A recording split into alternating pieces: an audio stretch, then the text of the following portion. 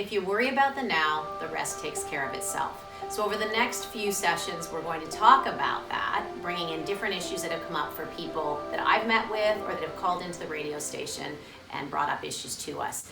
You know, last week we talked about not having enough resources or accessibility to resources for people who need mental health support. So that's what we're trying to accomplish here, is by giving you the information you need if you can't come in for a session. So today we're talking about calming down the flight response. Now, if many of you have experienced anxiety, according to research, there are many people who experience anxiety, and those numbers are only increasing. That ranges from kids through middle age and all the way to seniors coping with anxiety. So I want you to think about it a little bit different as we're talking today. I want you to think about it as just your body going off when it doesn't need to, because that's what anxiety is. It's a body response to a situation, whether it's warranted or unwarranted. So we're going to talk about those times when it doesn't need to go off. So think about, if you're just sitting there listening at home, think about how your body responds to anxiety. Where do you feel activated? Is it across your forehead, your chest? Do you feel tight in your jaw, or is it just vibrating throughout your body? And once you realize that, you might be able to identify where the source of that anxiety is coming from. So we're going to start with the first steps, because before we get to the big stuff in terms of calming the anxiety overall, you got to figure out, how am I going to cope in the moment? So the one thing over time that I found most helpful for people is to think about those words here and now. And if you breathe in with the here and exhale with the now, the rest takes care of itself.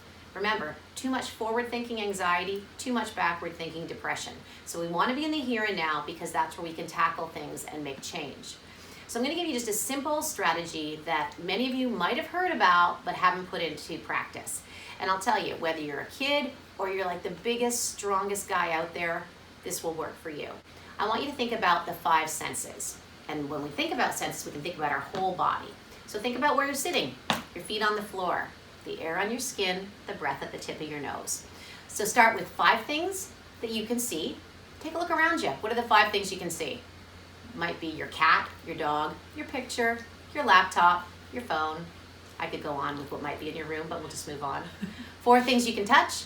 So you might touch the chair that you're sitting in, your jeans, your laptop, your phone. 3 things you can hear. Really, you might have to close your eyes to really pick up on more than one thing. You can hear the sound of my voice. That'll give you something to start with. And then pick another couple things. 2 things you can smell. If you have to smell your skin or your shirt, you can do that as well. And then 1 thing you can taste. And if you can't taste anything, we've all got saliva. So once you go through those 5 senses, that should start to calm your body down, at least to a tolerable rate. You might notice that your heart feels like it's racing, or your stomach is clenching. Those are some of the popular ones.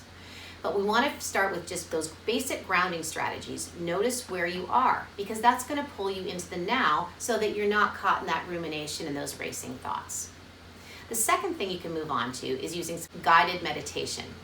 And guided meditation will allow you to practice those calming strategies and getting your brain into a place where it feels calm and therefore is less likely to go off when it doesn't need to.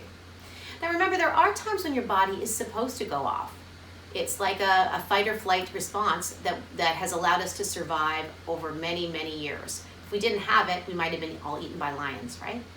So what we want to do is we want to get into the here and now, let our body calm down, and then we can figure out where that anxiety is coming from. So next time we talk, that's what we'll focus on. Where is that anxiety coming from within you?